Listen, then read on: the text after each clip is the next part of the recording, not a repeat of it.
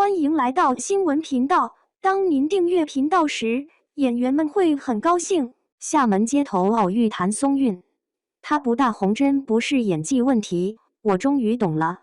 在厦门街头远远看到谭松韵，我脑子里头一个念头不是明星真好看，而是句特别现实的话，她不大红，真不是演技的问题，是身板和这张脸把她锁在一个小格子里头了。社会新闻总喜欢把人往两个极端上推，要么是神，要么是鬼。可真实的血肉之躯，往往卡在这两个标签之间的那个灰色地带里，不上不下。那天在厦门曾厝岸旁边的小路上，我就撞上了这么个活生生的例子。拎着杯奶茶，正琢磨晚上吃啥的时候，远处围了一堆人，机位、打光板全摆上了。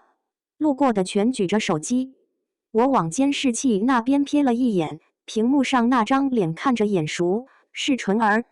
真人就在几步之外，蓝衬衫、黑裤子、低马尾，头发拢得干干净净，没什么复杂的修饰，造型简单的像是刚出门拿个快递。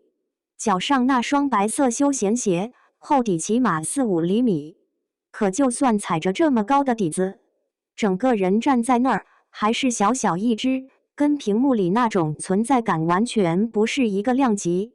有时候人会期待看到什么不一样的东西，比如一个看起来完全不属于公共场合的自带光环的存在，但现实往往是那个人就站在你面前，你却得靠监视器里的画面才能确认是他。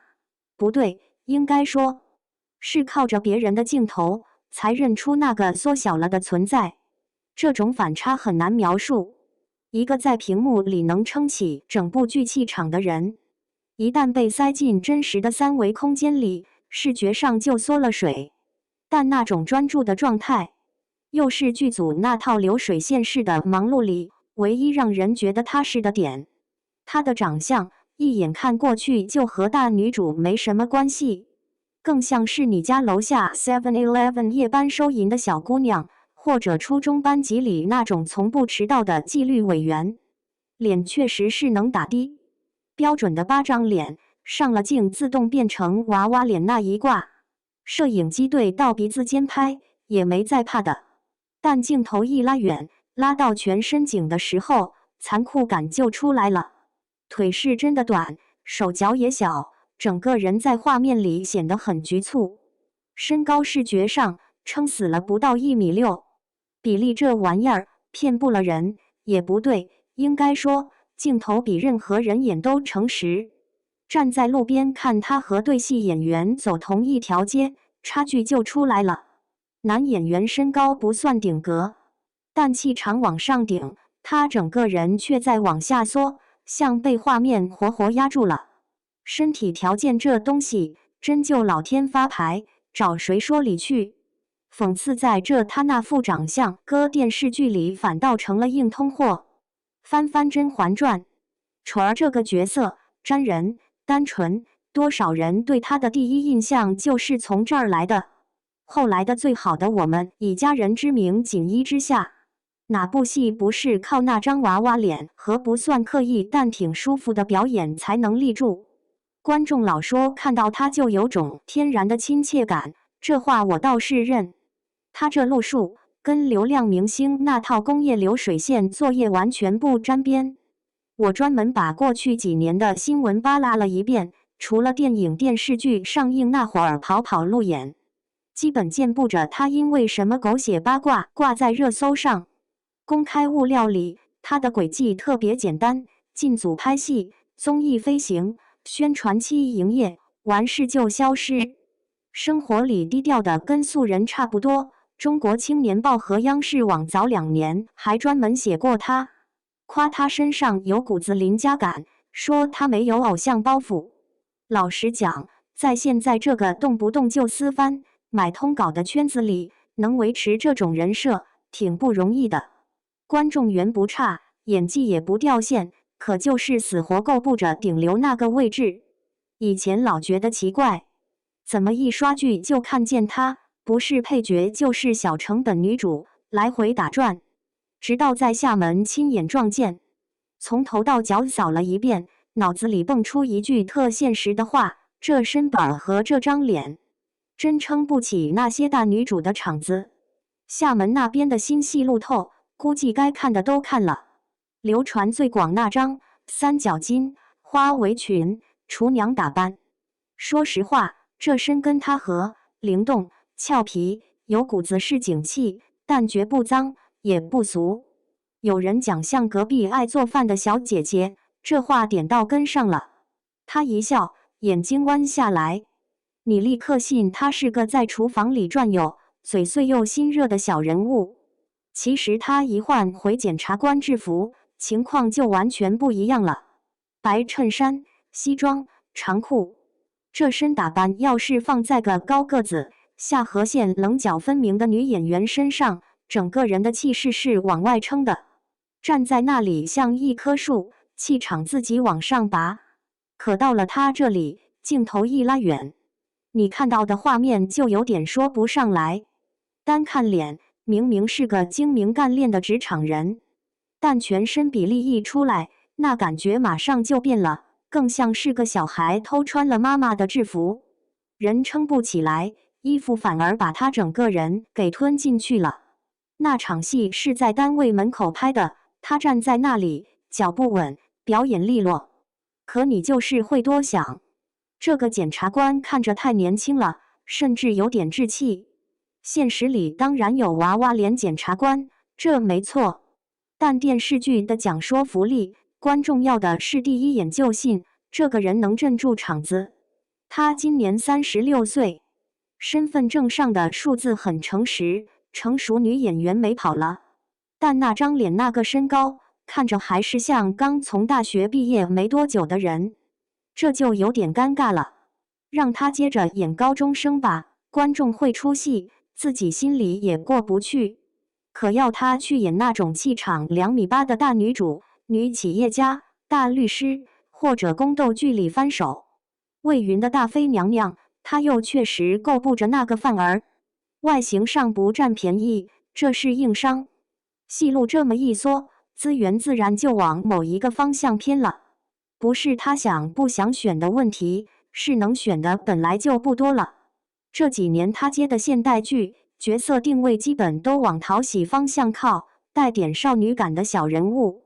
像以家人之名里那个被重组家庭治愈的小妹，再到请叫我总监，看着是职场剧，内核还是那种憨憨努力的秘书路子，轻喜剧调调，稍微硬朗点带压迫感的角色几乎没怎么碰过。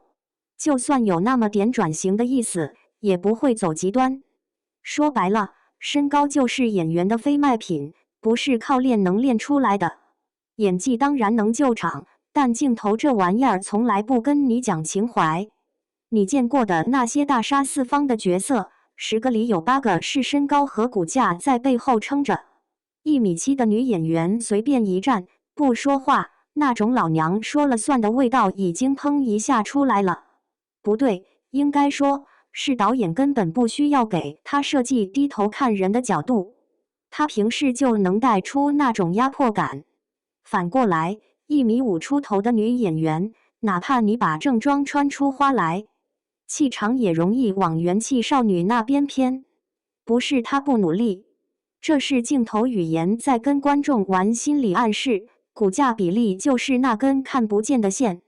她的问题就出在这个太可爱上。20多岁的时候，这确实算是红利。那个时候特别流行冻龄女神初恋脸的说法，时代周报发过一篇报道，直接给了个结论，说她是状态保持得最好的85后女演员之一，评论区里羡慕声一片。可35岁一过，风向就变了，那种可爱慢慢开始变成一种明晃晃的标签。你想演点更沉的角色，导演那边先犹豫，投资方的手也跟着抖了一下，观众心里也会咯噔一声，他压得住吗？不对，应该说他能让人信服吗？这跟有没有演技关系不大，很多时候就是个第一印象的问题。就像你习惯了一家店卖甜点，突然他端出盘麻辣香锅，你嘴上不说，心里总归打个问号。国产剧里的大女主开场就是标配，走路生风，全场谁都不敢惹。这种外放型的强势，外形越占第二的女演员越吃香。谭松韵这种软萌型，哪怕心理戏再足，很多人第一反应还是她适合演别人家的好女儿，扛不起权谋或职场大戏。我就纳闷了，这偏见什么时候换个样？一提好演员，大家先想到高挑、冷脸、走路风很大的女明星，对强大的想象是不是太单一了点？现实里那些把单位管得服服帖帖的女领导，不少个子不高，说话轻。她们厉害的是判断力、执行力，不是个头。行业规则变起来慢，这点我看得清楚。导演盯着投资回报率，平台要收视和讨论度，没人愿赌。